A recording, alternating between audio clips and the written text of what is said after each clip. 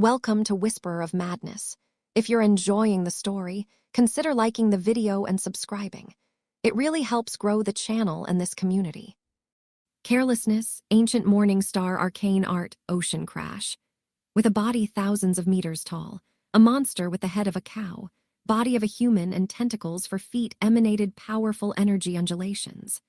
Behind it, 4 giant rings of light constantly flickered and fused, and the power of its point mass strengthened immensely from before, forming an alarming spell. Like an ocean god had been enraged, great amounts of ocean water formed horses, goblins, dragons, and various other ancient beasts, drowning the large spell formation opposite it. In front of the Morning Star Arcane Art, the large spell formation had broken out a powerful defensive force, but it was still smashed to smithereens, the vast ocean water bringing a great amount of pressure and washing through. This seems to be a cultivation base. Siebel's aura suddenly grew unstable before he returned to his human form that would consume less energy. He charged into the spell formation and began to rummage through as he wished. The arcane art left the base in a mess, looking like ruins after the end of the world. Yet there were still some intact objects lying in the dust and emanating light that attracted Hai's attention. This is a 1,000-eyed worm egg. It's so big and can practically be exchanged for an astral stone of a similar quality. And very concentrated refined gold. There's so much. Siebel's eyes lit up, cheeks turning a rosy red. Various famous and also unknown precious materials were lying on the ground like trash. Though many had been destroyed, they were still of high value. Such enormous wealth was placed before him to be chosen from. Even in his life, this experience was very rare. Ha ha! If I'd known, I would have done this long ago. Though it might affect some treasures, I can save time and attack a few other areas. Siebel's eyes turned slightly red as he scanned the ground and kept anything of value. He then left, reaching another area. The surroundings of the large laboratory were flickering with crystal luster, obstructing Siebel like a city wall. At the door, there was a wooden sign that was a warning. Grandmaster Nuke's Alchemy Laboratory. Do not disturb if you are not supposed to be here. You will bear the consequences. He's already been dead for over tens of thousands of years. Who are you kidding? Siebel had originally been surprised by the crimson words on the sign, feeling a chill down his spine, but the harvests he had reaped caused him to get greedy. Once I attack this place, I can move on to the core area. The treasures there must be even more amazing. Siebel's expression changed several times, but he gradually made his decision. Rays from innate spells of various ranks lit up from his body. Of course, he had also set up several layers of defense, with magic equipment that looked like shells covering his body. Be ruined! Morning Star Arcane Art Ocean Crash. The azure ocean that stretched as far as the eye could see, as well as the vicious ocean animals, immediately submerged the laboratory in front of him. All sorts of lights exploded before dying down. By the time Siebel was done, the laboratory had turned into a large ruins. All the spell runes had either been destroyed, smashed, or had disappeared. Ha ha! As expected, my guess was right. The counterattack he had expected did not arrive, and Siebel's face showed his elation. He first sent a few puppets forth cautiously, and after determining there was no danger ahead, pounced towards the ruins hastily and began to look through it. Even Morning Star Magi did not get such chances often. Meanwhile, various violent and dangerous reactions were rapidly happening out of sight. Determined to be point mass reaction, judged Morning Star ranked enemy at area DK 34, activating counterattack spell formation. Up in the air in the secret space, large amounts of vacant spaces fused together and formed the strange shape of a crystal ball. At the heart of it was an unusual human in black robes, eyes giving off crimson rays. Traces of a mysterious aura were emitted along with the control room's command. In the area above what had been the laboratory, a concealed spell formation began to operate. Extrapolating force of point mass. Attribute determined to be water. Activating counterattack spell formation. Begin. What's going on?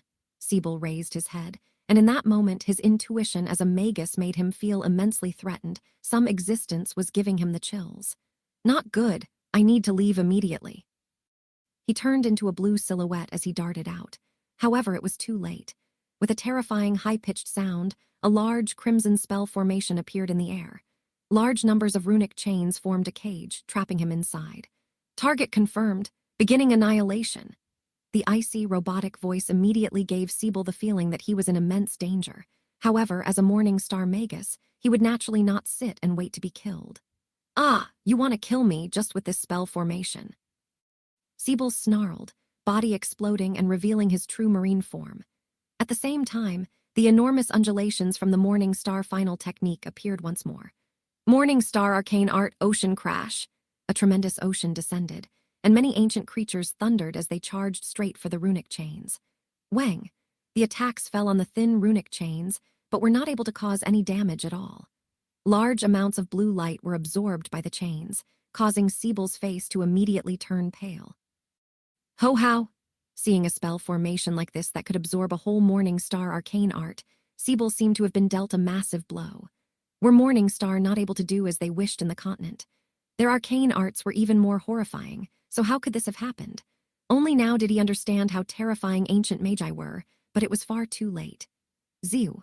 A giant blue bow appeared, still having some of the power Siebel's own point mass as it shot out blue flames.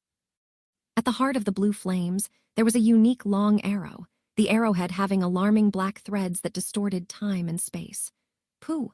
Like paper being ripped through, his defensive layers were pierced through by the blue arrow, and even the Morning Star Magus' famed soul force was rendered useless under the black threads. The giant blue arrow pierced through Siebel's chest, pinning him to the ground. Actually here, in the hands of a trap. Siebel's expression cycled, and he was unsure if he should laugh or cry. Though these injuries would cause regular people or even magi to die straight away, Morning Star Magi had a vigorous life force and powerful vitality that still allowed them to struggle for their lives for a period of time. "I never thought I'd die here. Thankfully, I still have the Marine Tribe's deity egg and can be reborn." Siebel had a wry smile on his face, unwilling to part with the precious items and magic equipment he had found. However, there was no way around it. The Marine Tribe's deity egg was a secret method of the Marine Tribe Magi to save one's life, for morning stars and above. It was able to separate one's blood, flesh, and soul in the form of a marine egg, and after the fall of the main body, they would then be reborn in the egg. As it was part of the Magus, after a period of training, it was possible to even return to the Morning Star realm. Since it was so valuable, it was obviously extensively sought out.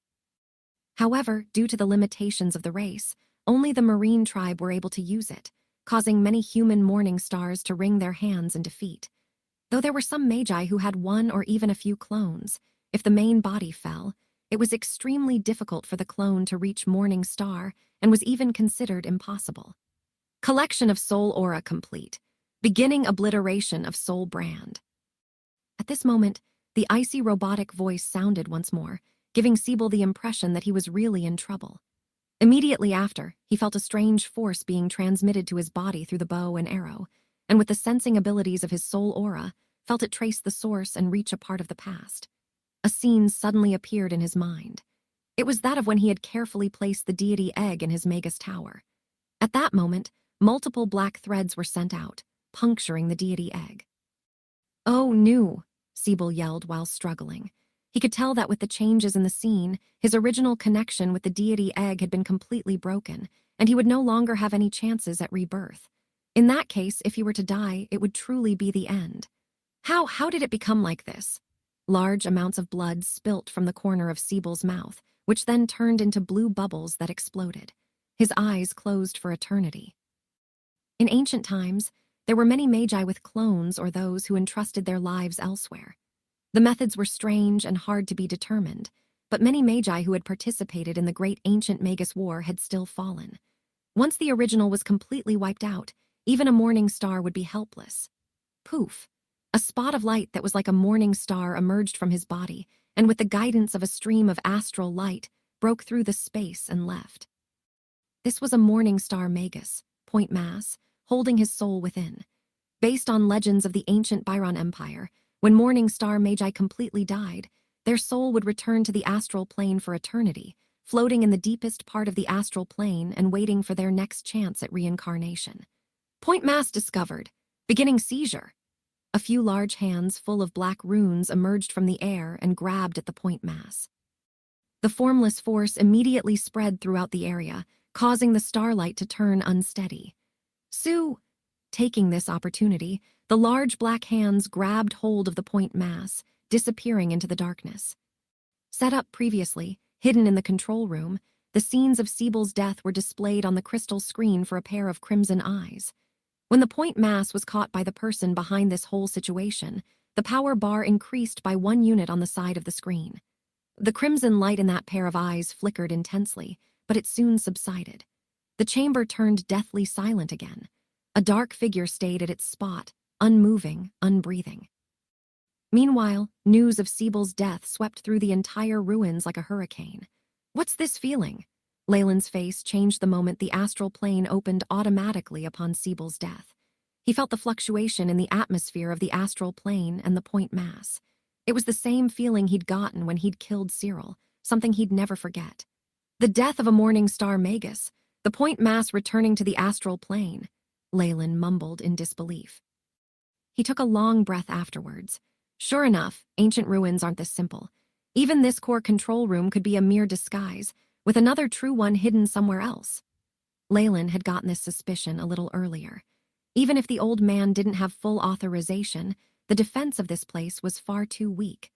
Now, it seemed it was only to be expected if this place was just a ruse that could only control the simplest spell formations.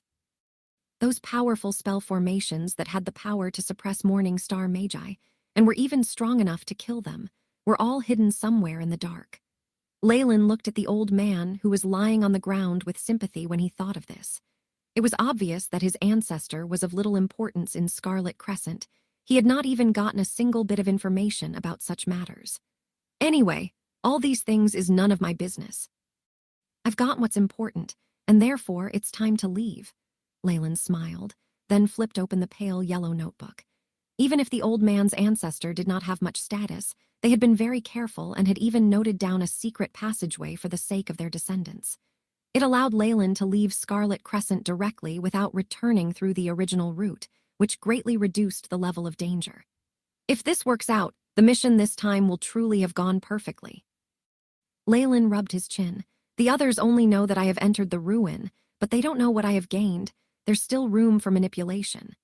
At the bottom of his heart was an idea about how to break apart the bloodline shackles, a gift from the ancient wisdom tree.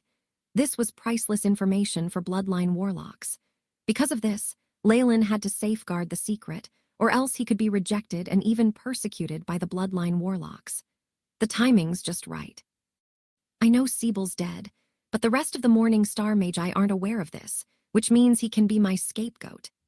Leyland could not help but sneer as he thought of what he saw in the core control room earlier on.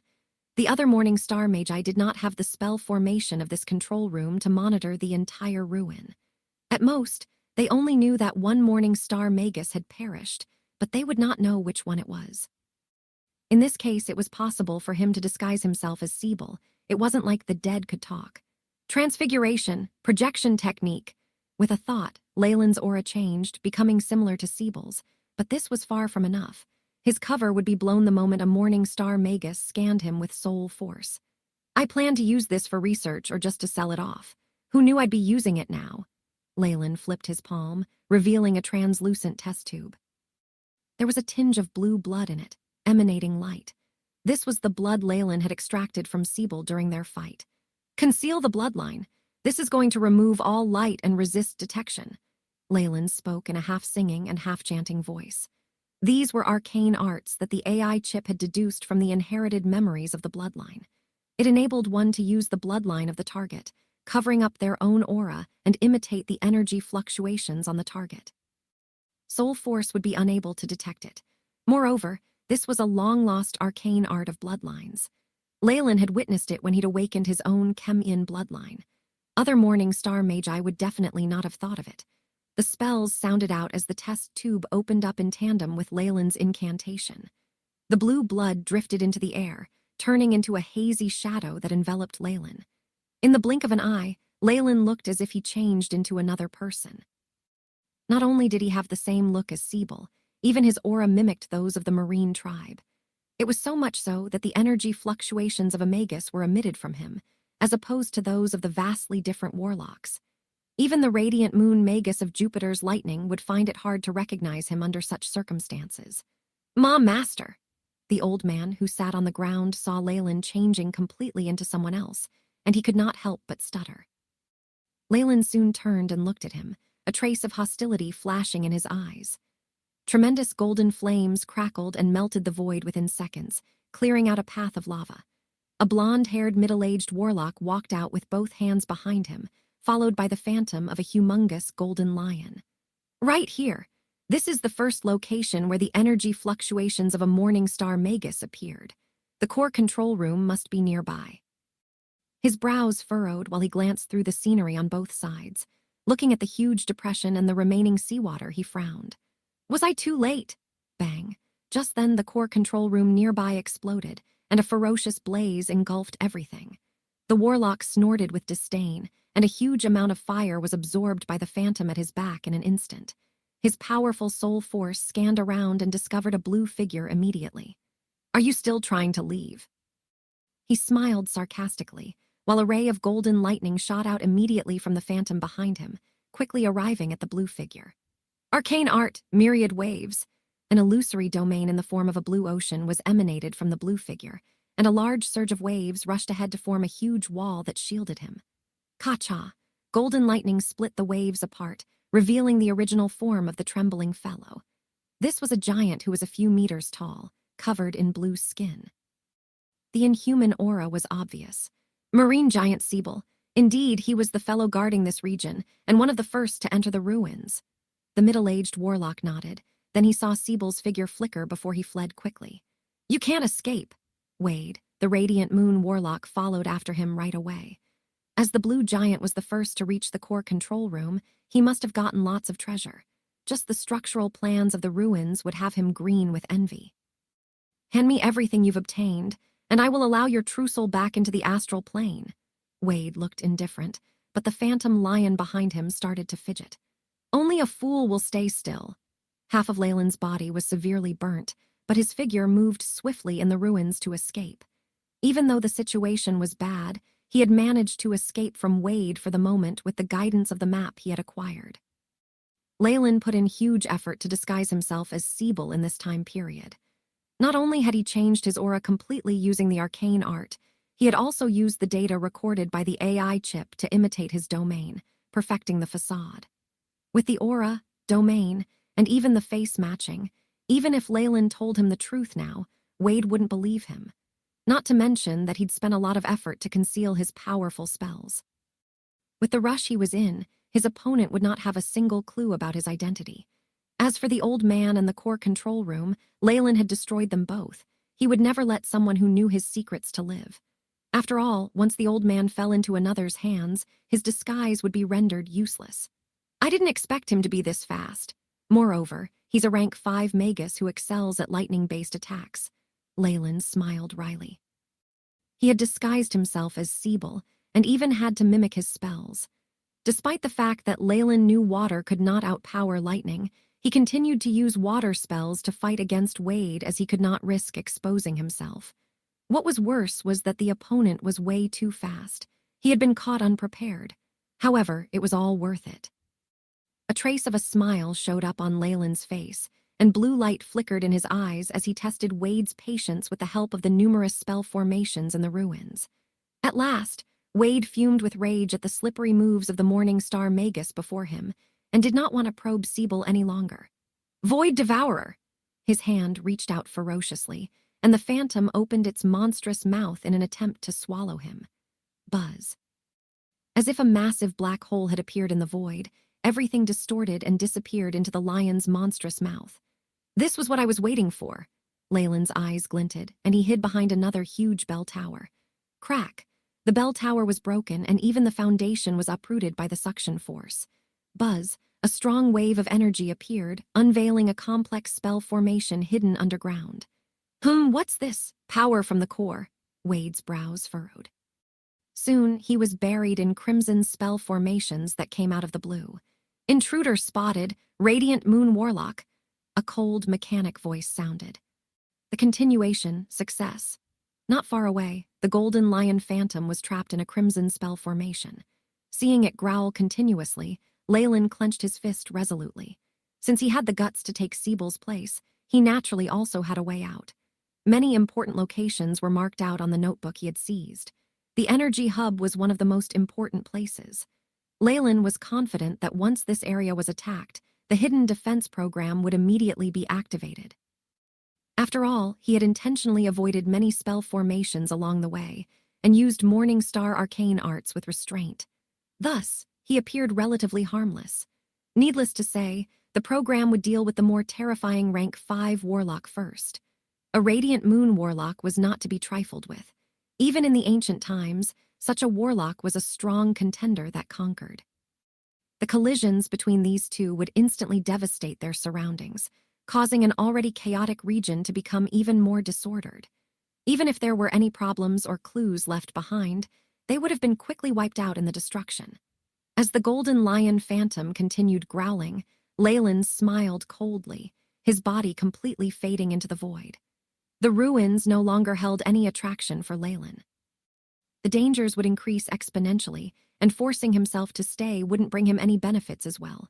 Leyland thus decided to evacuate. Half a month later, Phosphorescent Swamp, Ouroboros clan headquarters, inside of Leyland's huge castle. How were the ruins of Scarlet Crescent? Leyland was now wearing a loose robe and conversing leisurely with someone else through the screen in front of him.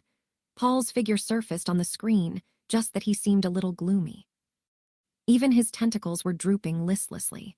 Evidently, he didn't receive any good news. It has been confirmed that the ruins of Scarlet Crescent have been completely closed. The coordinates have all become invalid, and I reckon that it has undertaken a spatial jump. Paul didn't look too well. Previously, with the directions from the notebook, Leyland had managed to escape unharmed through a spatial path that had opened up. Hence, he also missed the drastic changes that had taken place afterwards in the ruins. Of course, this was how he avoided danger. It was only after Paul and company emerged in a fluster that Leyland found out about what had happened in the ruins. It turned out that the ancient magi from the Scarlet Crescent had left behind an adamantine golem in the ruins, which acted as the control center. This adamantine golem had an intelligence on par with humans, and could think like a normal human being, except that it was equipped with a program to comply with orders. What was even more special was that not only had this adamantine golem mastered all the ancient spell formations in the ruins, it could also recharge itself by devouring Morning Star Magus point masses. During the previous fight, upon discovering that it couldn't defeat the rank 5 Warlock, Wade, the adamantine golem immediately started attacking the other Morning Star magi in the ruins. Numerous ancient spell formations had surfaced, costing Paul and company dearly. In front of spell formations specially deployed by the ancient magi, even Morning Stars were destined to fall. Blair and another Morning Star had fallen straight away from Spirit Circle. On Wind Wolf Lair's end, Philip was seriously injured while Palesa fell directly. Even Cybele, the strongest of them all, was severely wounded and was rumored to have almost fallen from his Morning Star position. On the other hand, Jupiter's lightning was no better. At least half of their men suffered grave injuries, while the remaining few had superficial wounds. After recharging through absorbing numerous point masses, the adamantine golem started to show its prowess. With the assistance of the many ancient spell formations, even Wade was wounded and eventually chased out. The other Morning Stars had to get themselves out of danger one by one. Paul was lucky. He had managed to jostle his way into a spatial crack and was teleported to the border of the Magus world, which saved his life. From then onwards, the Scarlet Crescent ruins vanished from Crystal Mountain. Other magi came forth afterwards, but no matter how hard they tried to scout it out, not even a trace of the place could be found. According to the judgment of a few specialists, the adamantine golem must have activated a spatial jump right after attaining sufficient energy, teleporting the ruins away. Under such a situation, these magi were so stunned that they could only drop the idea of going in for another round of looting. As for Leyland, he fabricated a lie about how he hadn't gained a lot after entering the pocket dimension, and had immediately backed out after the rank 5 battle started. This, of course, raised doubts from Cybele and the others, but those were only suspicions. Furthermore, as they had just lost a great deal of strength, they were in no position to question Leyland. Additionally, someone else had taken the limelight away from Leyland. "Oh, right, has Sebel been found?" Leyland asked seriously, trying to contain his laughter. Due to Wade's allegations and other evidence, many morning stars unanimously agreed that the marine giant Sibyl of Jupiter's lightning had gained the most fortune from the ruins and had even intruded into the core control room. Jupiter's lightning reacted relatively strangely.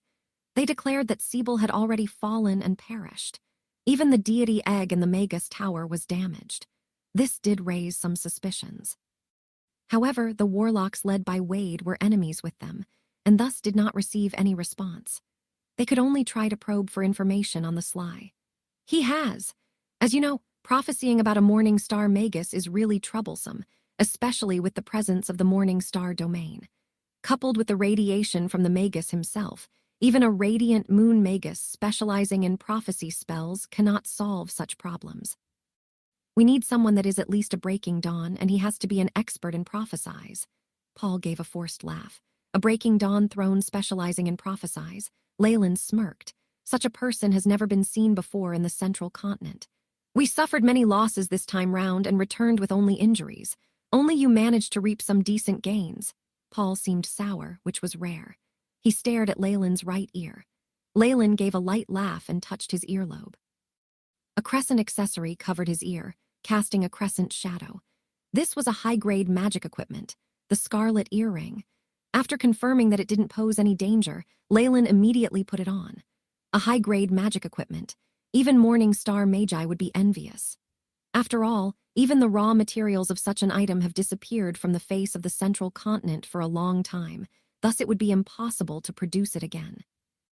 Perhaps only the Breaking Dawn noble powers who have explored other worlds and obtained loads of resources might own a few of these items. Most of the magic equipment that Leyland had seen before were low-grade items, and even middle-grade items were rare. It wouldn't be hard to guess the value of this high-grade piece magic equipment. Not only did Leyland escape unscathed, he even reaped relatively huge gains. It was no wonder that Paul was envious of him. It was only after much deliberation did Leyland that decide to display this magic equipment. His previous actions may have appeared suspicious. If the first batch of magi who entered left without a single piece of loot, it would attract unwanted attention. Now, the appearance of the scarlet earring would serve as a reasonable explanation for all that happened. Paul thought to himself, if it was me, perhaps I would have been satisfied with the discovery of the scarlet earring as well. It would have been enough for me to stop there and find my way out instead. What was more miraculous was how the complete disappearance of the Scarlet Crescent ruins had made most of the contract that Leyland signed with them obsolete. He didn't even have to redistribute what he'd obtained. Initially, when they decided upon the allocation, they had included the entire ruins as one of the most important lands. Now that they had suffered a dead loss, the agreement would naturally lose its validity as well. This was definitely beneficial for Leyland. He was prepared to keep the secret of the ancient wisdom tree until his death. It was only an intelligence report anyway, and didn't occupy much of his share. Withholding this piece of information and then distributing his profits fairly would deceive everyone. Now that he was the sole owner of all the shares, it was even better. As the previous agreement was made obsolete, anything obtained from the ruins would belong to the person who found it. No matter how jealous Paul was, he couldn't do anything about it. With such a high-grade magic equipment, it was needless to say that Leyland's strength would increase exponentially. Now that Sibyl was suffering from heavy losses, they couldn't make things ugly even if they wanted to, as their strength could not be compared to Leyland's. Not only that, Spirit Circle and Wind Wolf Lair had suffered great losses in terms of strength. The successive fall of their morning stars caused problems to surface in their rule. Enemies from before also started getting themselves ready for action. In such uncertain times, they would be more than willing to receive external assistance from Leyland, who had good connections. This would be more favorable than allowing him to side with their enemies. That was how this matter passed. If it were not for the 2 radiant moons, Leyland secretly added on. Although Leyland had tried his best to cover his tracks through questioning himself, it was hard to guarantee that he didn't leave any traces behind at all. If the Scarlet Crescent ruins were found, or even broken into, it would be possible to find gaps through on-site tests.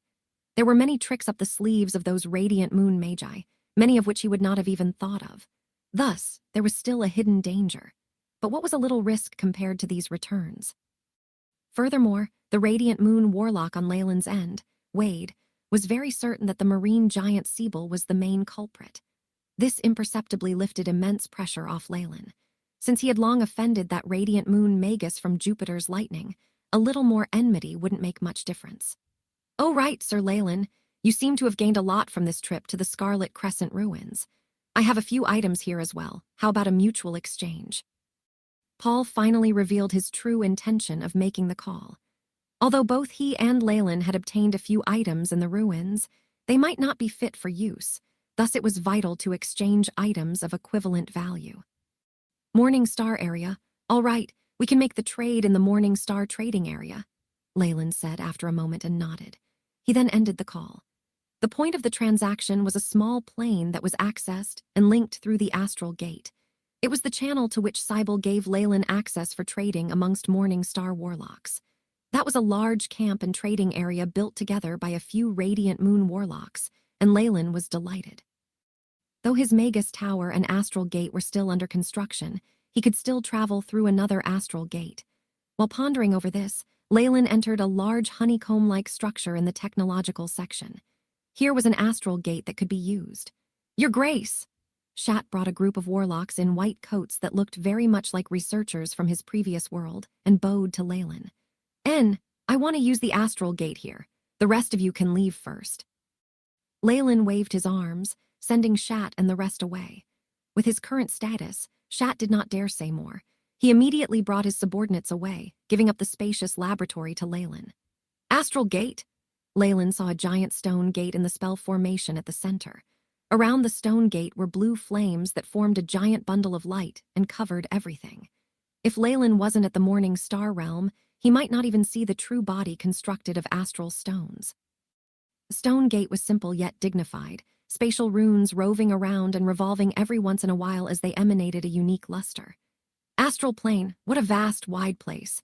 I wonder if I'll be able to explore it to its depths in my lifetime," Leyland sighed. He had a premonition, perhaps. When he completely understood the secrets of the astral plane, he would achieve his goal of immortality. Beep. Astral gate opened. "Please determine coordinates." The AI chip's robotic voice sounded.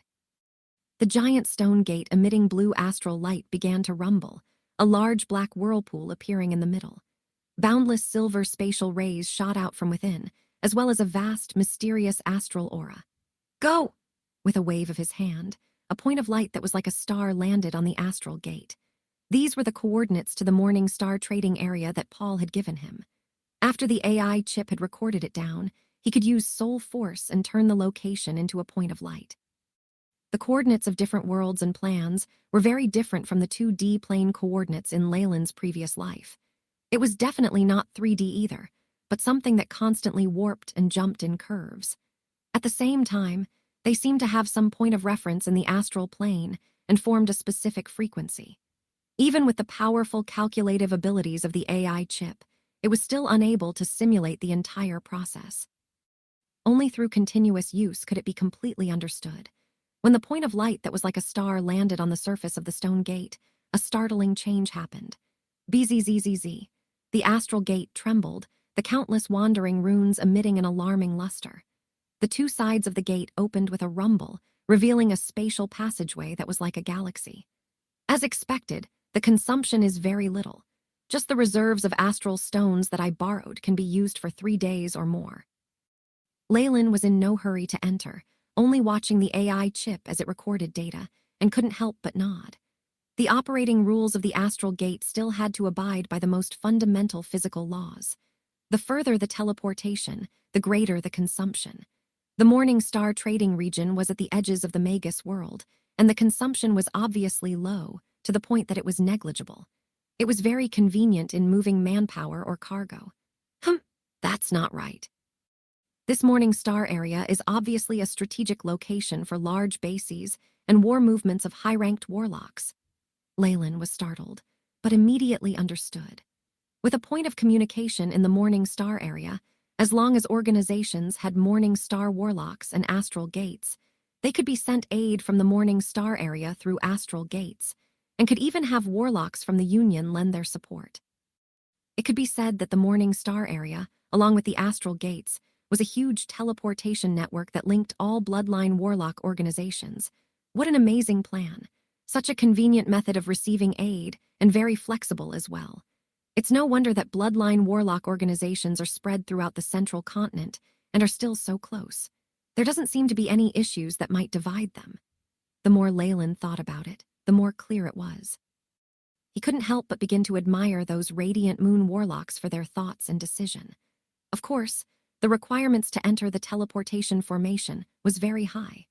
There needed to be at least one Morning Star warlock or above, as well as an astral gate. Any one of the dukes of the Ouroboros clan could have sent for help from the Morning Star region through the astral gate. The invaders would immediately be destroyed, and Leyland would not have had to risk his life alone. At this thought, Leyland had little to say. If he had obtained the coordinates to the Morning Star region earlier, things would not have been so difficult for him, to the point that he needed to gamble on some things. However, it wasn't too late. The connection between the Ouroboros clan and the Morning Star area was established once again, and he could obtain reinforcements any time. He would not have to be as cautious as before. Leyland laughed, a trace of dark soul force emitting from the area between his brows and into the passageway. Since it was the first time he was making contact with the Morning Star area, he would not put himself in danger. On top of that, the consumption of having his body going through as compared to just his soul force was much higher. Using his soul force would save a lot of energy. It had to be said that sometimes, Leyland was a very miserly Magus. The spatial travel was very quick this time, and the repercussions were mild. Leyland focused his mind on the soul force and immediately felt it going through the astral gate and linking with another small-scaled plane. "Foreigner, this is the gathering area of bloodline warlocks. State your name and status." Just as the soul force reached the outer regions of the plane, Leyland felt a powerful undulation being transmitted to him. That was the bloodline aura unique to radiant moon warlocks, ruthlessly scanning Leyland's soul force. A radiant moon warlock, and their real body at that. This must be the protector in charge of the Morning Star area, Leyland wondered inside, his soul force emitting a stream of information. "I am Leyland Farlier of the Ouroboros clan." At the same time, the dark soul force instantly sent out a layer of crimson brilliance with the aura of the Chem-In bloodline. The unique power of a warlock's bloodline, as well as the aura of the giant Chem-In serpent, symbolized his status. It was a mark that was difficult for others to imitate. Cybele S. brought you up before, and the bloodline power is correct. Welcome home, little guy." The conscient immediately turned friendly, sending Leyland some words of encouragement and retreating into the other plane. Leyland's soul force did not hesitate and followed him in. "Is this the Morning Star area?" A streak of dark light formed a black human figure. Leyland couldn't help but look around, fascinated. He was now in a large square. Raising his head, he could see a shattered sky, with nebulae and giant protective stars and the like in the spatial cracks. Above some of the protective stars, there was a huge ring of light that was even larger than the sun, looking as if it was about to fall. High-ranked warlocks could be seen walking around the square on occasion. Compared to the small-scaled gathering before, Leyland now saw even more Morning Star warlocks, and with some, he could not even sense the source of their bloodline. This was the point where high-ranked bloodline warlocks in the central continent gathered, and naturally could not be compared to the last time. Leyland began to observe carefully. The warlocks here were naturally at the Morning Star realm, and above, their bodies all having unique auras. Some looked completely different from regular humans just from their outer appearance. It was evident that this was not their first time here. They were not surprised by Leyland's presence in the square, going about their own matters. Some of them had descended with their real bodies, while there were others like Leyland with just a thread of their soul force changed into flames, bundles of light, or other shapes. "Paul, I'm here." Leyland's soul force turned into a rune and sent out a message to the imprint. Almost instantly, he received a reply. "Welcome, welcome, are you at the square? Wait, I'll come get you." Minutes later, a large steel puppet reached the square, its sapphire eyes shooting out light and immediately finding Leyland's location. Identifying people by their soul force was the main method Morning Star warlocks used to distinguish people. They were rarely wrong. Seeing Leyland staring at his puppet, Paul couldn't help but chuckle. "Ha ha, my friend, it's your first time here. I'll gift you a steel puppet soon, since it's slightly inconvenient without a body." Morning Star warlocks used astral stones very sparingly. and if it was not necessary, they would not try to pass through with their real bodies. Instead, through their soul force, they would prepare a clone or puppet and things would be fine. The black figure formed from the thread of Leyland's soul force laughed and spoke. "This isn't bad either. Aren't you going to bring me around?" "Of course." The large steel puppet immediately led the way, every step causing an earthquake, attracting the attention of many warlocks. "This is the Morning Star area, the holy land of bloodline warlocks. It's also where all our strength and hope lies," Paul explained. "You should understand how trading and everything works, right?" "Of course. A network of teleportation spell formations spanning across the central continent. As expected, it's a huge project." Leyland sucked in a deep breath. "Protected star trading, yes. Through the Morning Star area, any Morning Star warlock can get support at any time. Even if our brothers are spread throughout the central continent, this place can still keep us closely linked." Paul's words held a tone of awe, and the respect he held towards the warlocks who had thought up this plan was obvious. "Yes, if I had had the coordinates to the Morning Star area the last time, things wouldn't have been so difficult." Leyland sounded helpless as he sighed. "Ha." But it's not too late to know now. The hand of the steel puppet seemed to pat Leyland's shoulder, but went through the black figure. As if trying to hide his embarrassment, Paul immediately laughed as he spoke. "Oh, by the way, all of our bloodline warlock organizations provide each other with long-distance delivery services. Of course, they take a fee and need to be on good terms with the other party. Bloodline warlocks are very united." Leyland's eyes shone, immediately knowing the function of this service. Even if it was the airship network of the Monarch of the Skies, it would take years to travel from one end of the central continent to the other. In the process, they had to move across countless dangerous regions, and even Morning Stars would find this troublesome. Unless it was absolutely necessary, other magi would stay in their own territories and seldom conducted super long-distance travels. With the teleportation through the Morning Star area, traveling to any region in the central continent could happen in an instant as long as there was a Morning Star warlock organization there. Of course, as the teleportation was through the astral gate, the arrival would be at the other party's headquarters or even Magus Tower. This served as a threat to the warlocks who teleported over. The warlocks that received them would not easily reveal secrets of their nest to another warlock. This required a certain amount of trust from both sides, as well as unity. However, Leyland believed that with the huge pressure from the external world and the coordination of the few radiant moon warlocks in the inner circles, this was not yet a problem. The space here is large, and there are many uninhabited areas. As long as you take control of it, it's yours and you're free to do as you like, as long as you don't encroach on public territory. Paul continued on, "I have a castle outside, but you need to be careful. In these uninhabited regions, there are vengeful spirits and the like. Things will get very complicated if you get hurt, since it's malice that has been amassed in a location." Leyland looked grim as he nodded, tactfully not asking what had happened to the people who had fallen to this state. "By the way, where is the trading hall?" Leyland took a quick look. After walking out of the square from before, there were only a few shops here and there, with some puppets or clones inside selling personal items. Some of the shops had even closed their doors, only accepting members. However, just the light from the front desk had Leyland in a daze. The astral stones that he had found so difficult to acquire when he was rank 3 seemed to be of less value, with each shop having a couple pieces. There were obviously many treasures here. Leyland even saw quite a few medium-grade magic equipment. However, what confused Leyland was that the trading hall that he was looking for could not be found. Even after he walked a whole round through the trading area, he could not find anything that resembled a building. Lord Leyland, my castle isn't too far away. How about we go there andressed, sampling rainbow juice and jeweled meat from the gourmet world? How about it?" Paul awkwardly laughed. Leyland's expression turned cold with dissatisfaction. Paul was obviously afraid that after seeing the trading hall, he would be able to accurately gauge the real value of his items, thus disabling his ability to take advantage of him.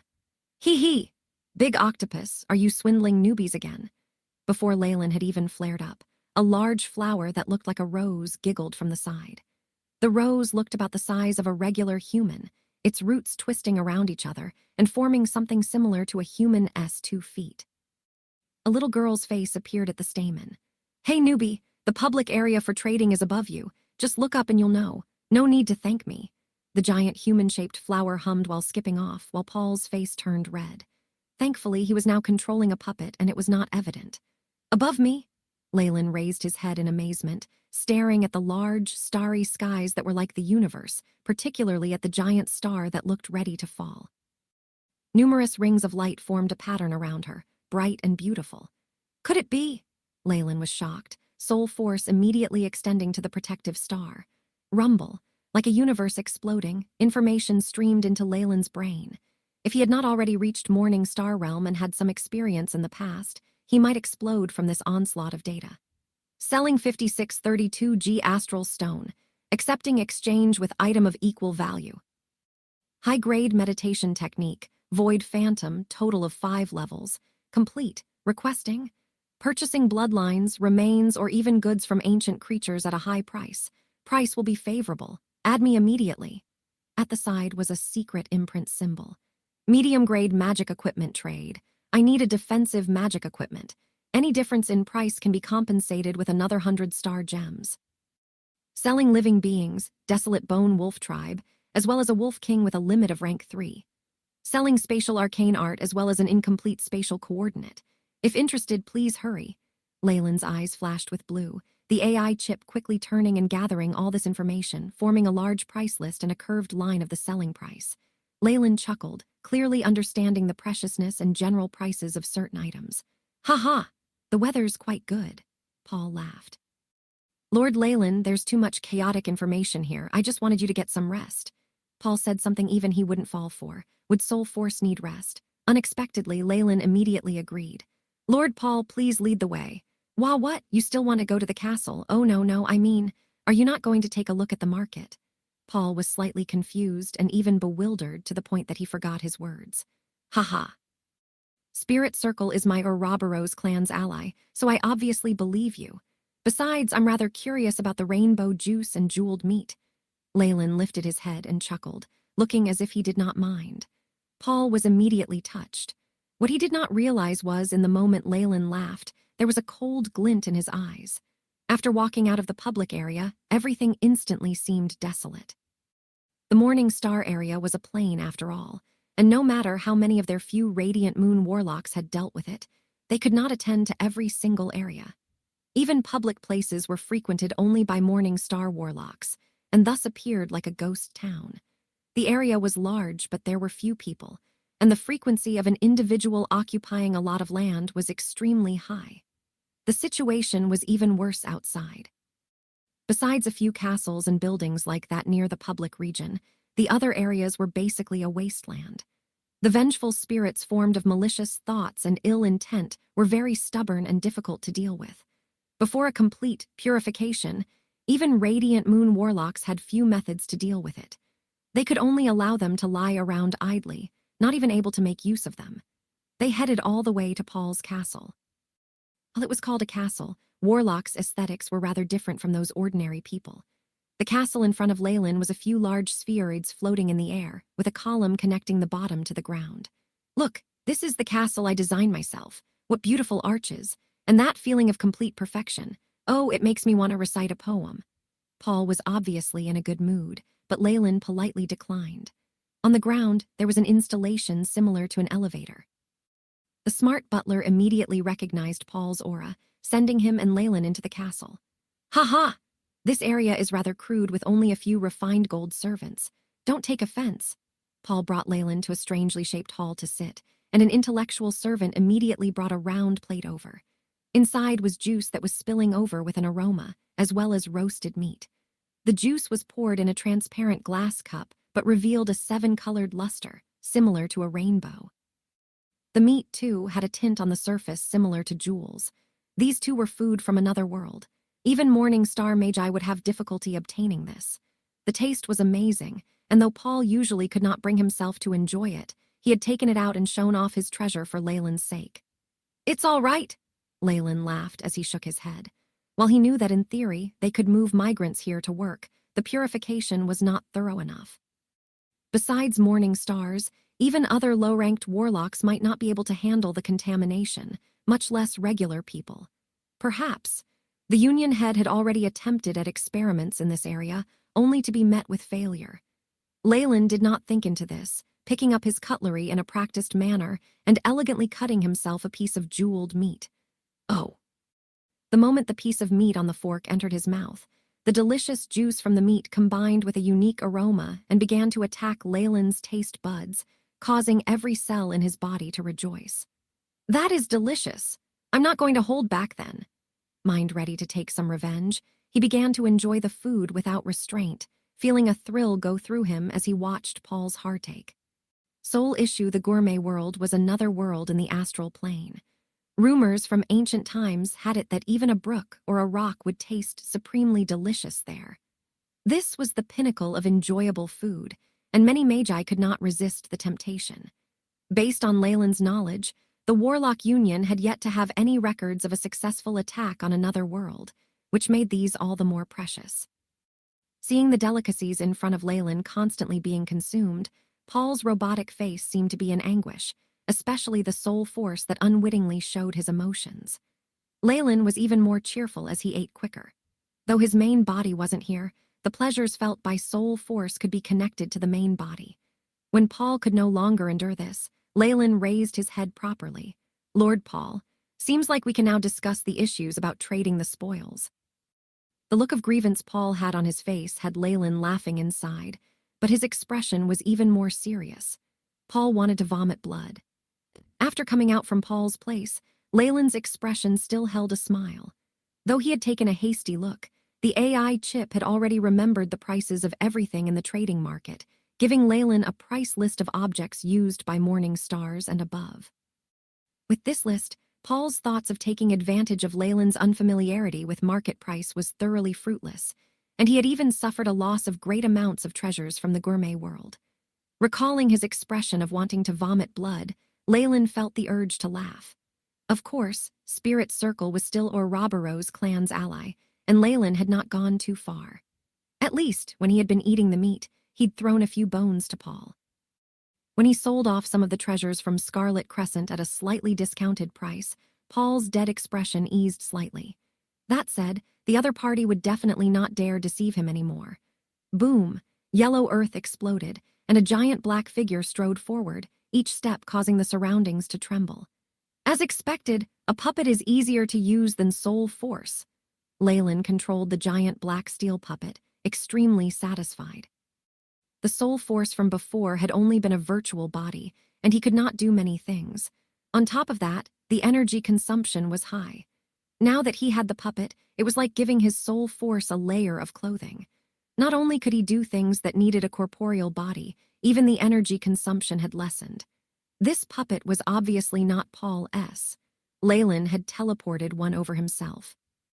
After negotiating the trade, the two of them had immediately used the astral gate and sent over the items, finishing the trade in an instant. The teleportation fees were meager, but Paul took responsibility for that. Leyland had taken the opportunity and sent over a puppet for himself, causing Paul to roll his eyes. Something I made myself is easier to use. Besides, I don't dare touch any of that octopus things. Who knows what soul scrying techniques or traps are inside.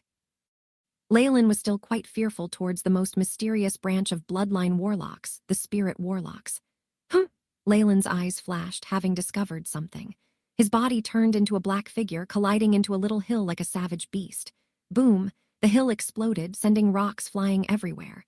While dust flew everywhere, a human figure flew out. The human figure looked thin and small, and its body was translucent.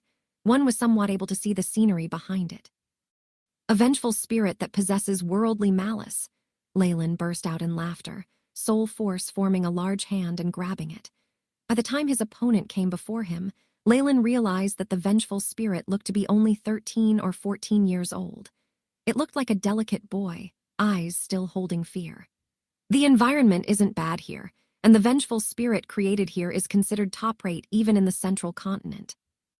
Should I take over a place and build a spirit experimentation area or something? Leyland watched the boy's faint figure in the large hand, stroking his chin.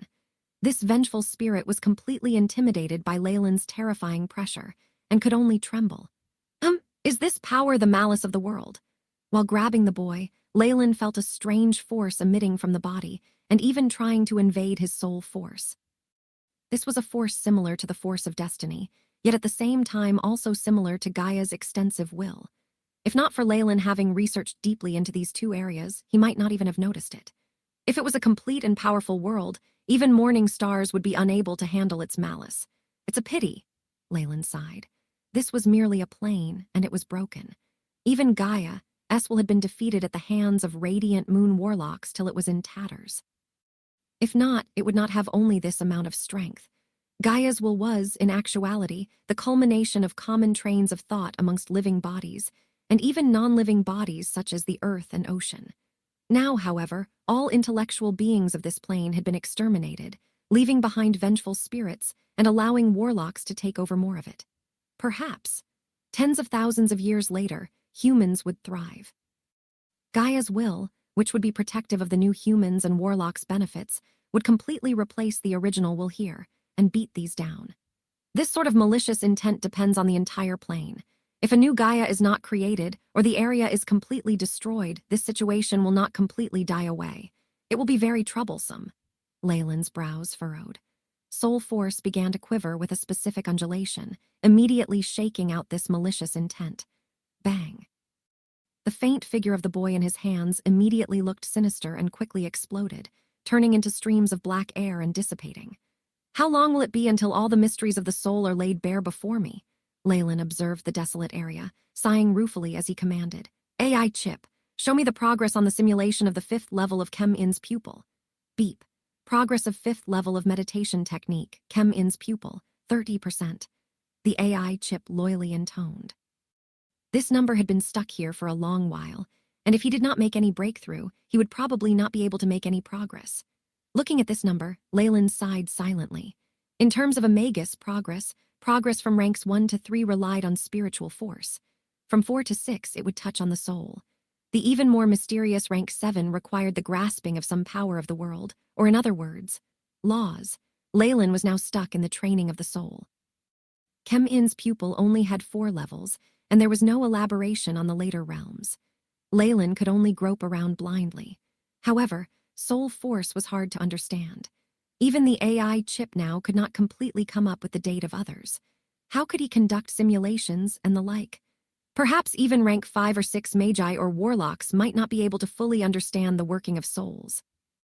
In addition, while strengthening soul force, one can only rely on meditation techniques and long periods of time. Leyland couldn't help but recall the wing of the sun. Even this top-grade meditation technique's explanation about souls was not clear. The author had often marked speculation and guesses. That meant that even a terrifying rank 6 being like the sun's child did not have enough understanding of the soul, and only depended on the characteristics of its race to gain power. Compared to magi, warlocks use the power of their bloodlines to strengthen the soul. Most of the time, nobody understands how it works. Meditation techniques mostly teach how to activate the power of the bloodline, which is why their knowledge on souls is even lesser than that of magi. Maybe that's one of the reasons why, amongst bloodline warlocks, there haven't been the appearance of any rank 6 thrones. Leyland touched his chin, beginning to make conjectures. First things first, I have to completely revitalize the bloodline of the sun's child. With the wing of the sun, I might be able to gain something. Next, I have to purchase large quantities of renowned works on souls by magi and warlocks, and I must obtain level 5 or 6 high-grade meditation techniques. These 2 methods are the most practical. For the latter, I can solve it right here. At the thought of the information at the trading market, Leyland's eyes brightened. Rumble. Though it wasn't the first time he'd seen it, he was still awed by the large amounts of soul force and conscience mixed together. The scene of uncountable amounts of data streaking through still left Leyland with his mind blown. On the giant planet of the Morning Star area, basically all Morning Star warlocks left a trace of their soul force, or were here to conduct trades. Some will stayed here, relying on selling information and earning large amounts of top-grade resources. Leyland noticed keenly that the use of magic crystals had been lowered to the utmost, and they were almost completely unseen. This was very normal. Among Morning Star warlocks, who did not have a few or even tens of large-scaled magic crystal mines, this could not be used as something of much value. The currency here was something else that Leyland was very familiar with: astral stones. Astral stones had become the norm and were the currency being used. If Morning Star Warlocks had something they needed, they would usually sell off what they had on hand, and after accumulating enough astral stones, buy it. For Morning Star Warlocks, astral stones were an eternal hard currency. They would not depreciate in value. The information in the market changed completely every few moments, making Leyland think back to the stocks, securities, and futures markets of his previous world. It caused him to feel dazzled. Blood-sucking Loach AI chip begin scan. Keywords: Soul Force high-grade meditation technique. Thankfully, Leyland had the AI chip which was fused with his soul. It responded instantly to his thoughts. Beep. Mission established, starting scan. Soon enough, a blue display was projected in front of his eyes, showing a very long list. Leyland gathered himself and started looking through the information carefully. High-grade meditation technique, Void Phantom, 5 layers in total and complete, as long as Ancient Soul Force Arcane Art, Multi-Luster Sacrificial Rite, able to strengthen soul force and improve the power of spells that are rank 4 and above by 50%, all in exchange for the egg of a nefarious filthbird. Crystallized Soul Force, 500G of the crystallized soul force of a morning star in exchange for astral stones of the same quality. Ancient bloodline offspring of the white-scaled illusory tiger. Not only can it keenly sense soul force, a contract with it has the extraordinary effect of strengthening the soul. Prices to be negotiated face-to-face. The large amounts of data dazzled Leyland, every item on the screen nearly causing him to salivate. He realized then that he was poor. He was way too poor. Whether they were from his plunder of Twilight Zone or his other sources of wealth, his resources that could originally be sold off at astronomical prices were dispensable to morning stars. Other things, such as his bloodline refinement method and the data on Quicksand's experiments, could not see the light of day. Leyland suddenly found that the only things he could take out to sell were the astral stones he'd appropriated from the clan treasury. This won't do. I need to find a source of revenue as soon as possible. Leyland watched the items on the screen, eyes turning slightly red. These Morning Star Warlocks had gathered too many amazing items. As long as he obtained a portion of any of them and handed over to the AI chip to experiment with, the progress on the analysis of soul force would definitely increase rapidly. This was very important to him. But a source that suits a morning star, and it needs to be regular as well. He found himself in a bind. Other warlocks would surely have taken such sources over already. How would he get a chance? His only option was to think up a brand new source of income. Leyland flipped through the pages absent-mindedly and finally found some things he was interested in. Teleportation required. I need to reach Sunset Mountains within 3 days. If any friends have teleportation points, please contact me. Prices are negotiable. Requesting help. Rebellion by marine dragon whales at the East region. Need at least 3 morning stars to suppress them. Each will be guaranteed a minimum of 1,000 G of astral stones, and additional rewards will be given to those who capture their enemies. Assistance required in attacking the Mage Basin. Once conquered, offering 5% of their yearly profit. All sorts of conscients gathered at the other end of the trade area, communicating rapidly. The deals were near instant. If there isn't anything else, I'm afraid I'll have to take on some missions here, becoming a mercenary of sorts. Face grim, Leyland followed a thread of information to a dark conscient. May I know if Sire here is selling high-grade meditation techniques? Floating in front of Leyland was a bundle of black light. An extreme darkness full of terrifying energy converged on it. Though it was merely a conscient, it was still enough to cause Leyland to feel fear. N. The other party answered unwillingly, as if not really interested in this deal.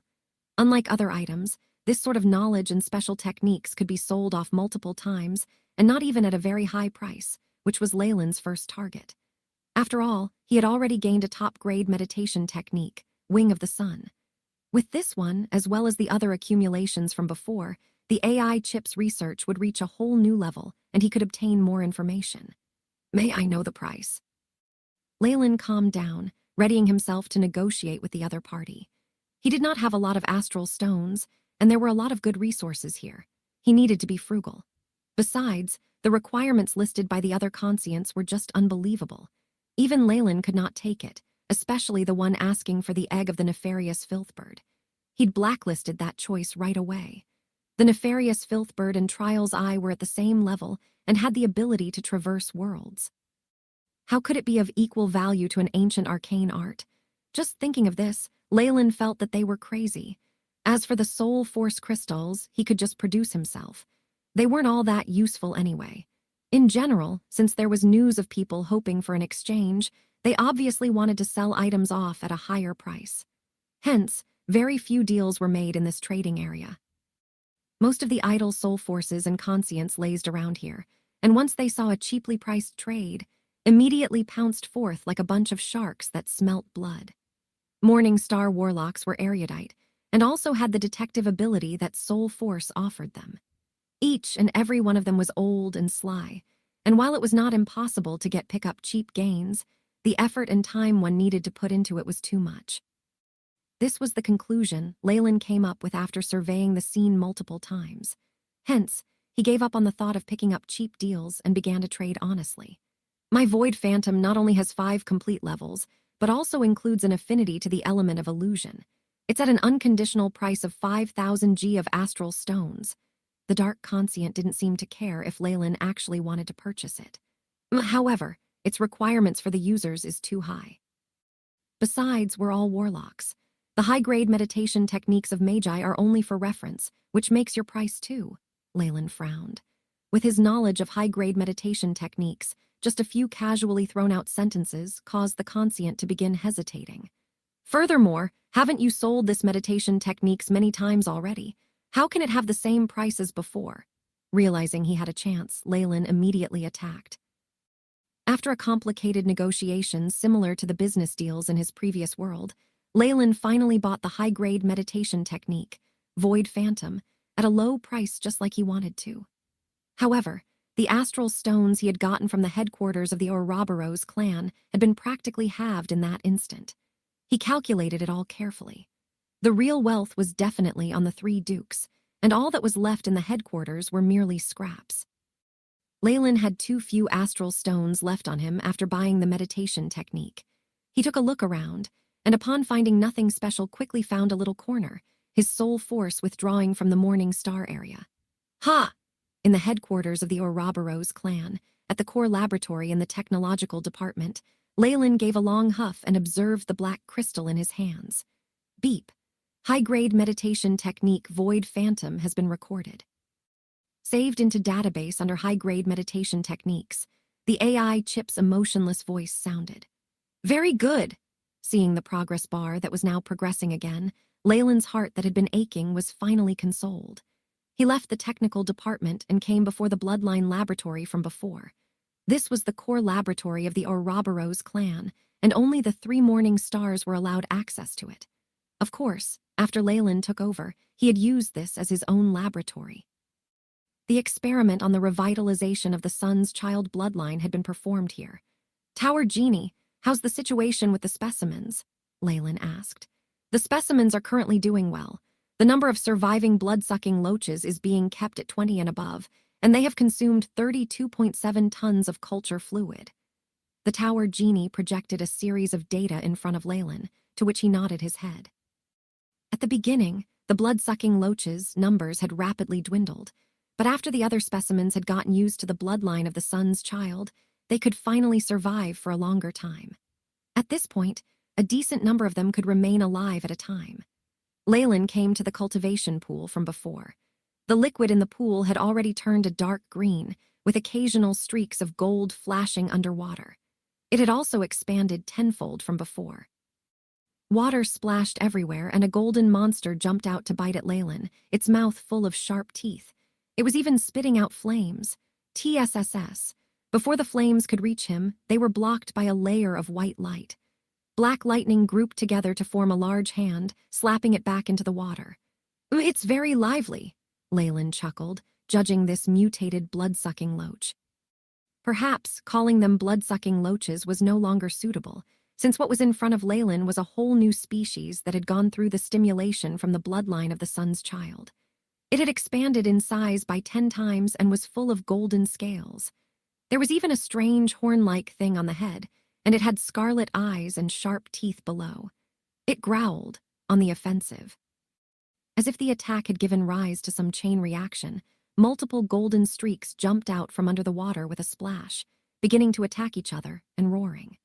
Some of these loaches had grown a pair of sharp claws at the stomach area and were unusually ferocious as they launched attacks at their own kin. The offensive abilities of the blood-sucking loaches has increased by a large amount. Every time there's a bloody battle like this, the surviving blood-sucking loaches will gain even more strength. The most powerful blood-sucking loach is estimated to survive for 45 days and 21 hours. Its bloodline was from a blood-sucking loach king, the tower genie introduced by Leyland's ear. Is it this one? Leyland had noticed the golden blood-sucking loach right at the center. It had already bore no semblance to its previous form and had grown to become a more powerful being. Flowing scales covered its entire body like a layer of smooth liquid. The bloodied look in its eyes had not ebbed, but it now seemed to have some intelligence. After observing for a while longer, Leyland ordered, "That's enough. Prepare the next phase." Rumble. The ceiling above the cultivation pool suddenly opened, and some mysterious fluids were poured in from a translucent crystal container. As if it had been exposed to a stimulant, even the largest blood-sucking loach immediately immersed itself in this civil war. Bloodline of the sun's child. I'm afraid the conditions here are still inadequate for the last bloodline purification and activation process. Leyland scrutinized the entire laboratory, the crystal-like ground, as well as the unique radiance emitted by the walls. Such an environment was a good location for experiments even for a morning star Magus. Even so, some of the steps required to activate an ancient bloodline were very troublesome and even posed a certain amount of danger. It was still best that these sorts of experiments were conducted in one's Magus tower, but there was still a period of time before Leyland's Magus tower could be completed, hence it was still necessary to remodel and reinforce the place as appropriate. As he looked at the muddled breeding pool, he was no longer bothered by the yells and struggles inside it. Instead, he gave a few orders to the formation genie before leaving the place directly. Morning Star Magus Tower. Although Leyland had only been gone a short period of time, the headquarters of the Ouroboros clan had undergone many changes. The number of warlocks in the place had increased. With the war having calmed down, many refugees from other territories had fled here. On top of that, there was now a tall tower built in an eye-catching position. This Magus tower was not only a few times larger than his old one, it was also filled with a sense of terrifying grandeur, its peak appearing to pierce through space itself. This was the Morning Star Magus Tower than the Oakheart clan and the other bloodline warlock families of the Ouroboros clan had cooperated to build for Leyland. Although the construction of the tower could not be completed this soon, the rough framework had already been set up. A large number of high-ranked warlocks, as well as Magus craftsmen and formation magi from other regions, surrounded the Magus Tower, working tirelessly. "Your Grace!" Faisal and Parker immediately came to greet him at Freya's side. "You guys have done well during this period of time." Leyland smiled at Freya before speaking to Faisal and the others. "It's because we adopted your Grace's blueprints and followed your advice.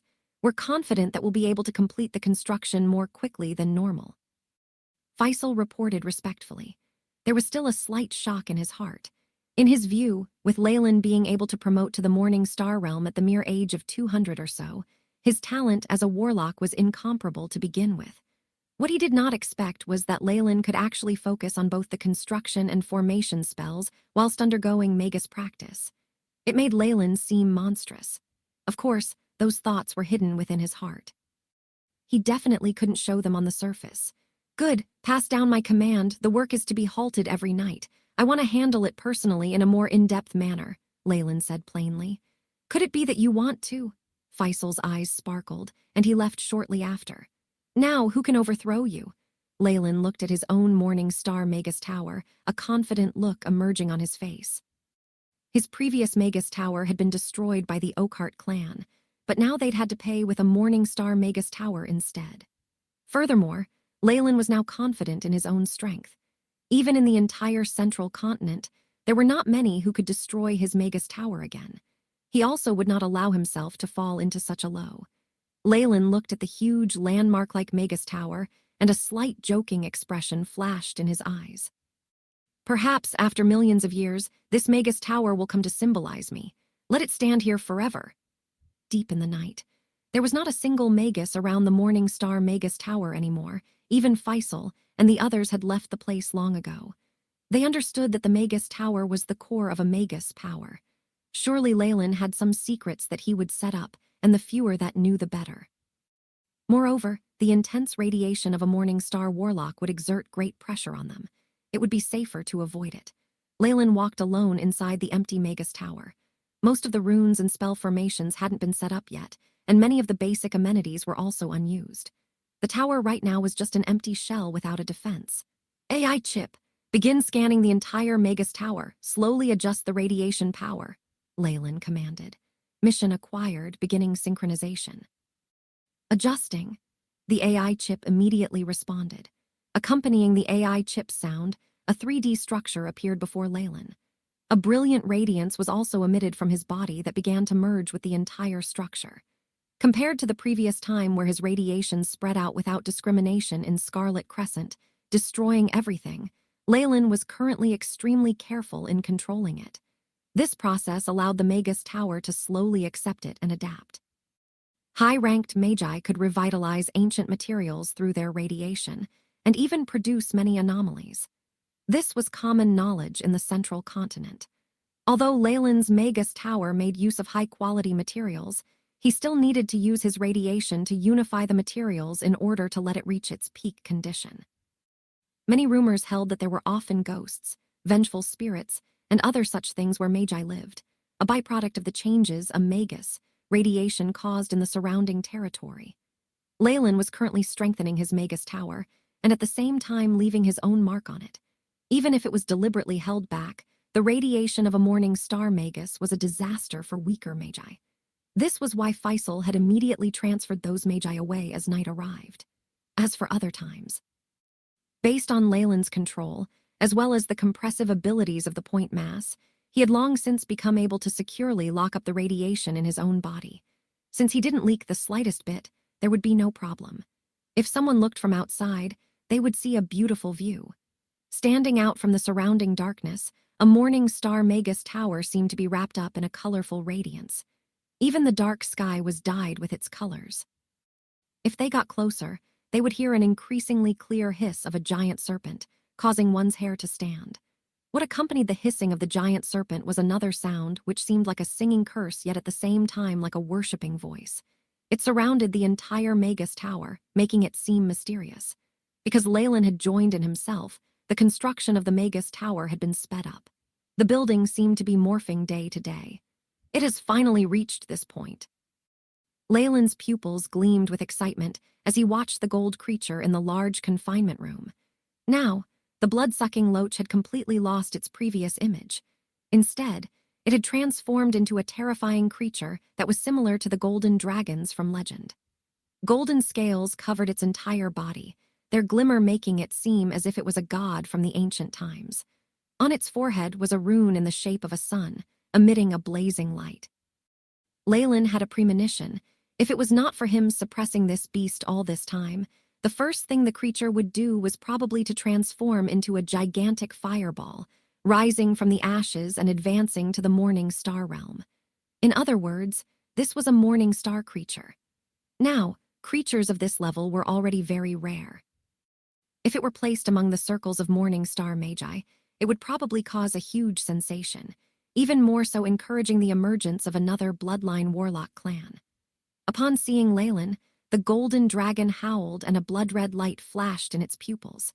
It immediately turned towards him, emitting an aura unique to the dragon race. The layer of glass in front was instantly drowned in a brilliant golden flame. The tempered glass warped under the extreme heat, cracks beginning to form on its surface. "Oh, you deliberately kept your firepower a secret, huh? This level of intelligence already surpasses that of a wild beast." Leyland laughed without much ado. As he watched the golden dragon displaying its invincible might, he could not help but think of the ancient sun's child, wondering what rank of power and influence it possessed. "What a pity. I created you, and I can also destroy you at any time." A chill suddenly appeared in Leyland's pupils, making the golden dragon retract its neck. "Blood seal!" A crimson radiance flashed in Leyland's eyes as his right hand reached out to grab the golden dragon. Bang! Immediately, a large amount of blood began to flow out from beneath the golden dragon's scales, turning it red in a moment. Its original dignified roar had been replaced by a pitiful cry. Even locked to 35% of its bloodline, it's still so terrifying.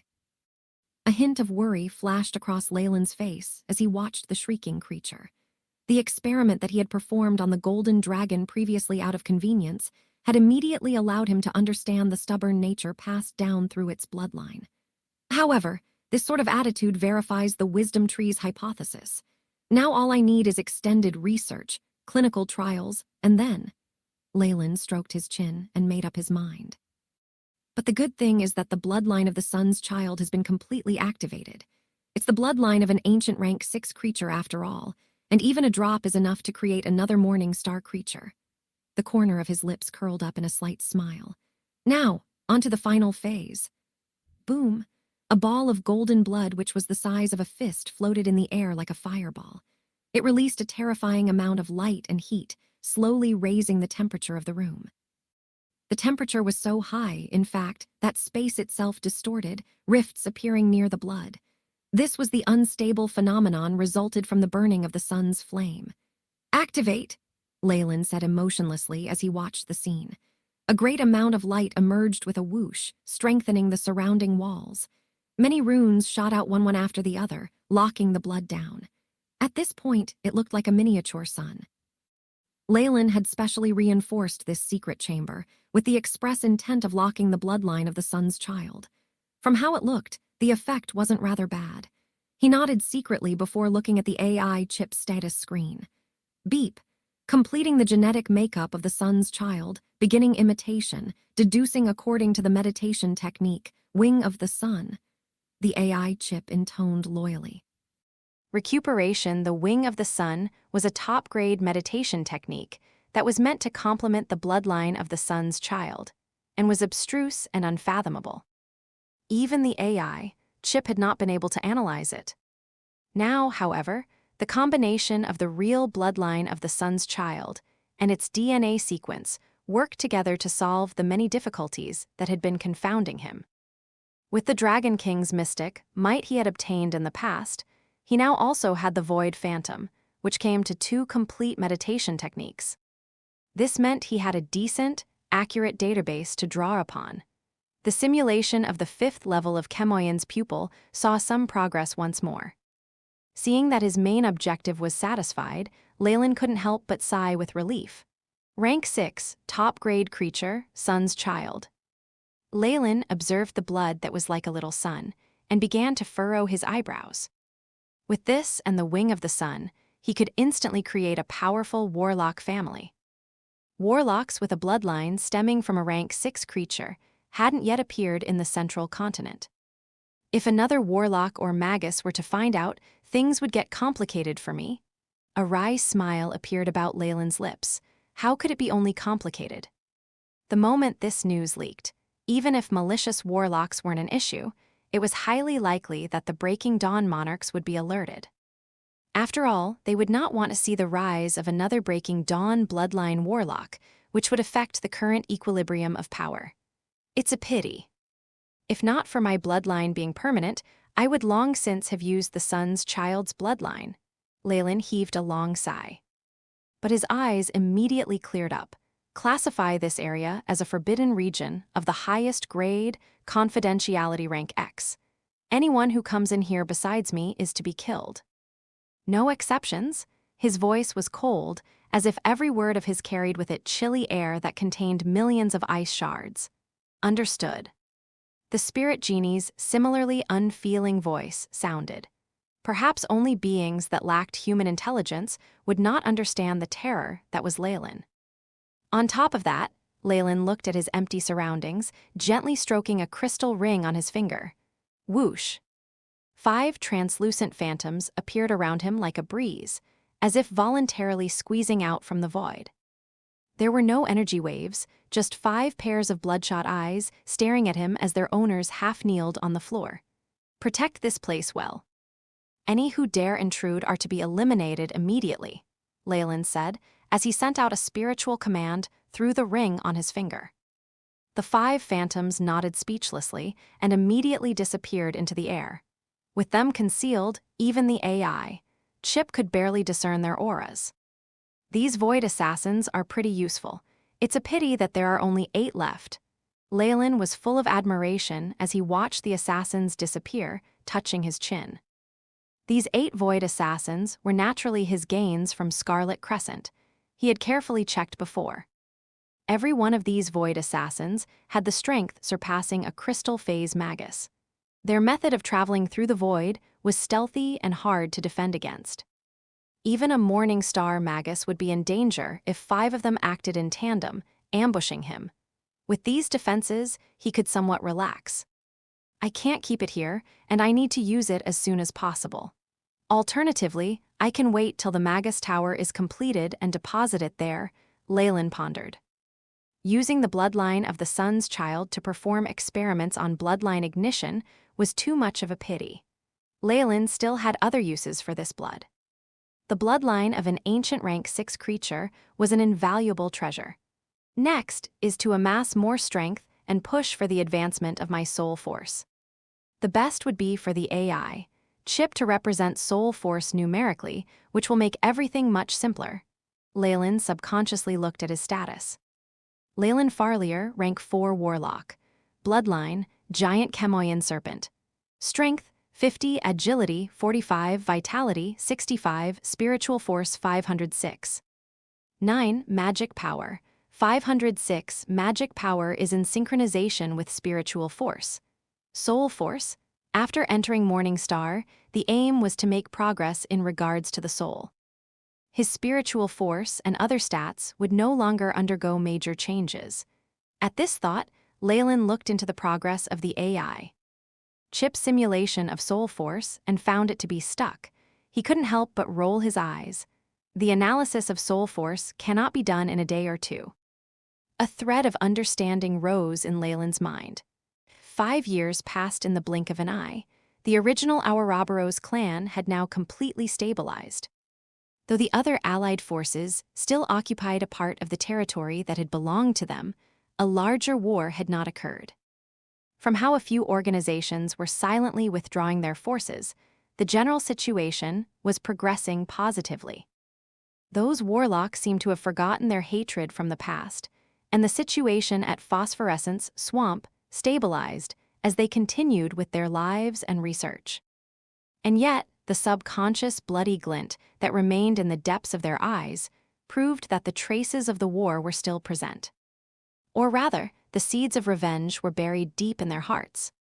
They were lying quietly in wait for these seeds to grow, until the day they began to thrive and became strong and healthy. Leyland couldn't wait to see it happen, and even added fuel to the flame.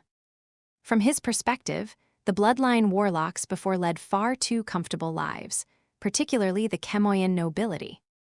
They spent their days in their territories intoxicated, not spending any time on their warlock training. Thankfully, after this war, most of these vermin had disappeared, leaving behind many capable and hardworking descendants, each of them outstanding. These talents were the strengths and assets that he regarded as important. As long as he could lead these warlocks and complete their revenge, he might instantly gain their undying loyalty. That would allow him to completely control the Ouroboros clan, and even the return of the 3 dukes would not change anything. Through these 5 years, Leyland had extended his authority to all aspects in Ouroboros clan. He had even secretly influenced many warlocks of the new generation, and they completely accepted his rule, thinking it was normal for things to continue like this forever. Faisal and those few bloodline families had become smarter after the attack, and Leyland could find no opportunity to deal with them. That was rather regretful. However, no matter how long he tried to delay matters, there were things that needed to be done. Blood extraction.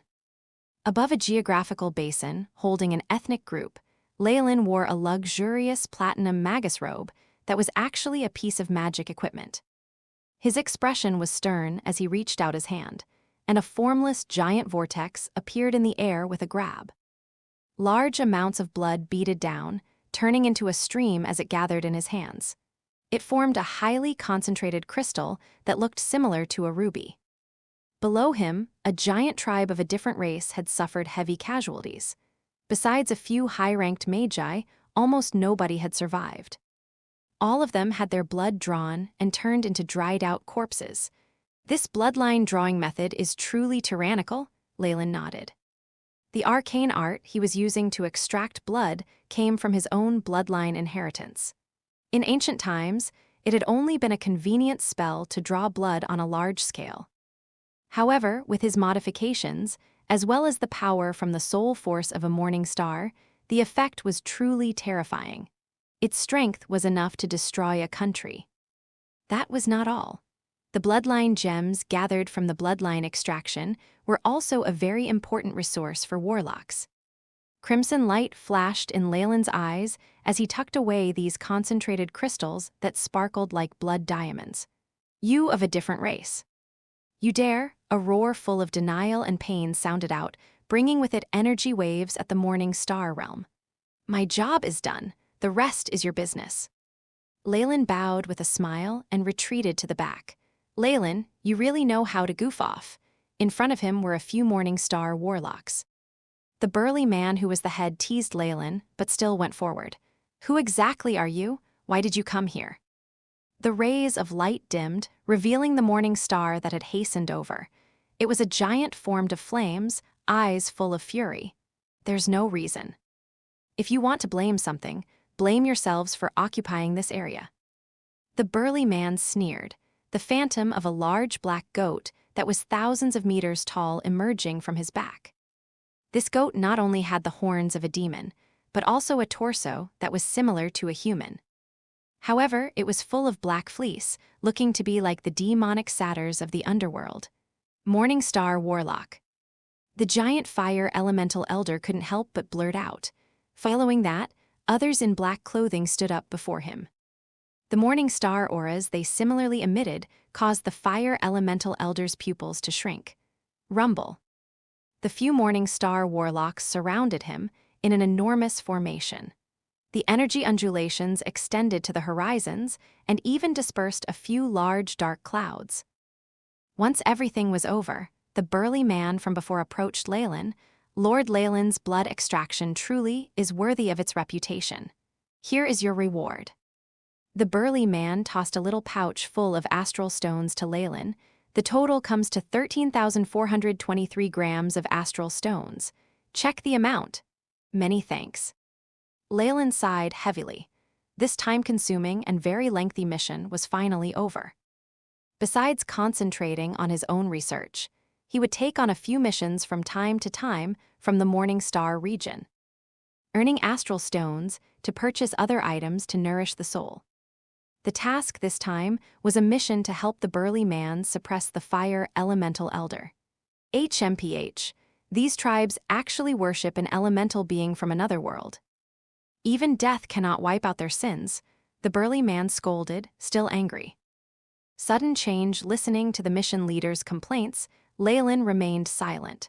The large-scaled tribe that he had massacred was not a fire elemental tribe. However, they had obviously been influenced by the fire elemental morning star to the extent that they formed a faith that worshipped fire. It might have to do with them being of a different race, but warlocks obviously did not give them preferential treatment, nor were they tolerant towards them. Though the Warlock Union claimed to take in those with all bloodlines, that was merely talk. It sounded nice to listen to, but those who believed that were fools. Leyland knew how things worked in the Union. If they were a race protected by a morning star, they might have some status in the Warlock Union and could help their own people. However, if they were a race without the protection of a morning star, then they would probably have to struggle pitifully, enduring exploitation and oppression. After all, the leader of the Warlock Union was a mighty bloodline warlock. They did not think themselves human, but nor did they think themselves to be of another race.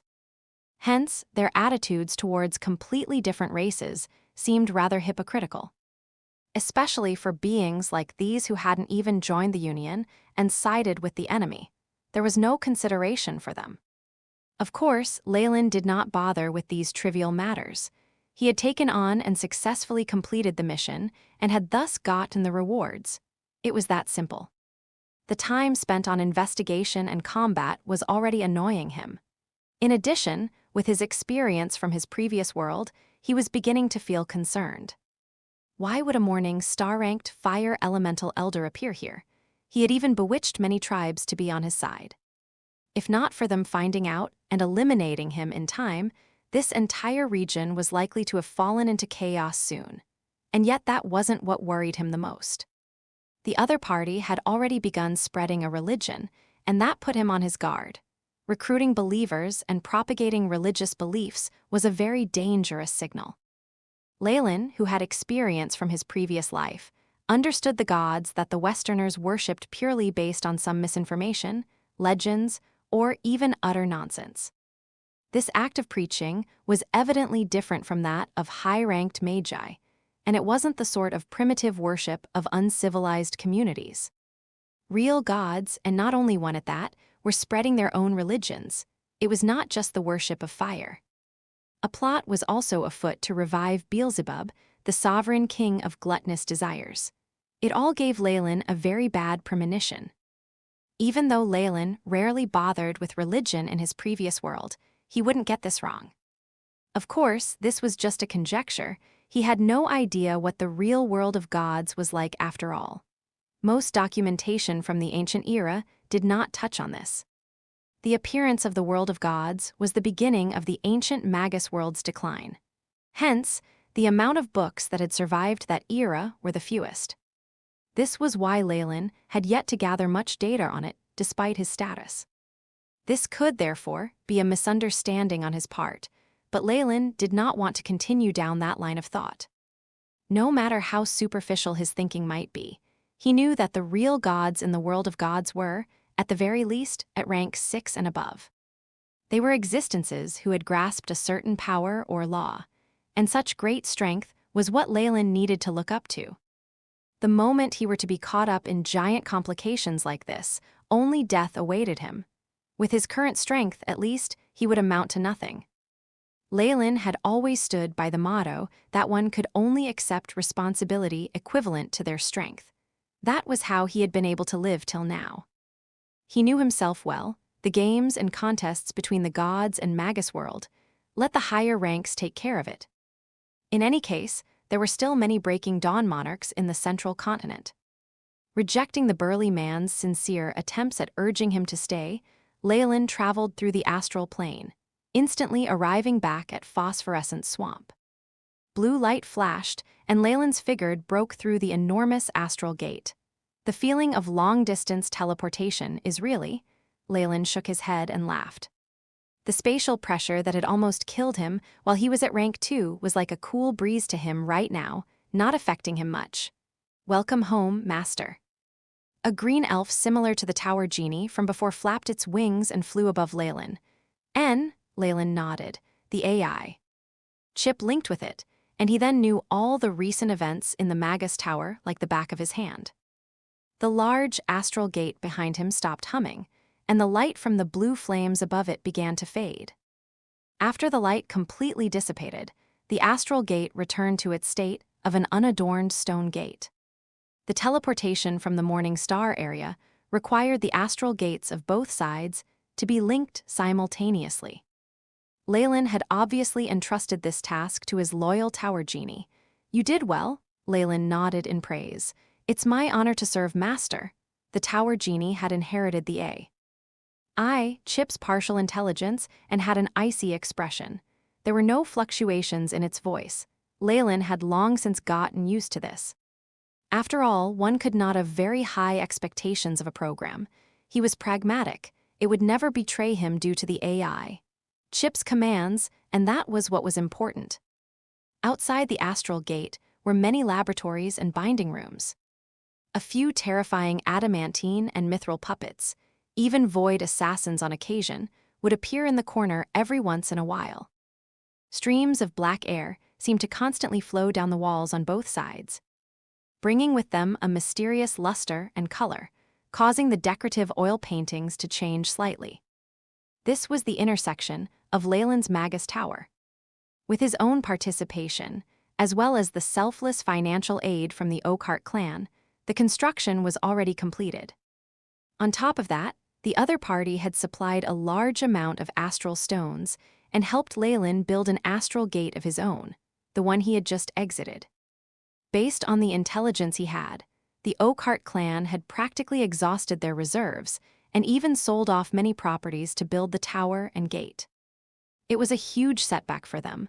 Leyland obviously cared little about this. Instead, he was very satisfied with this Morning Star Magus tower.